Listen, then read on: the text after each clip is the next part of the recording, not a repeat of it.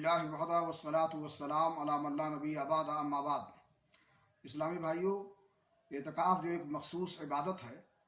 سال کے کسی بھی ماہ میں مسجد میں کی جا سکتی ہے۔ اسی طرح سے ایک دو دن کا بھی اعتکاف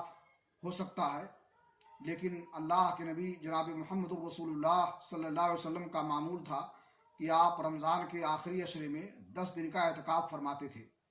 ابو ہریرہ رضی اللہ تعالیٰ عنہ بیان کرتے ہیں، کان النبی صلی اللہ علیہ وسلم یعتکف فی کل رمضان 10 ایام فلما کان العام الذی قبض فیہ اعتکف 20 یوما، کہ اللہ کے نبی جناب محمد رسول اللہ صلی اللہ علیہ وسلم ہر رمضان میں 10 دن کا اعتکاف فرماتے تھے، لیکن جس سال آپ کی وفات ہوئی تو آپ نے 20 دن کا اعتکاف کیا، اور یہ اعتکاف رمضان کے آخری ایام میں ہوئے۔ اس لیے نبی کی سنت پر عمل کرتے ہوئے ہمیں بھی رمضان کے آخری دہے میں، آخری عشرے میں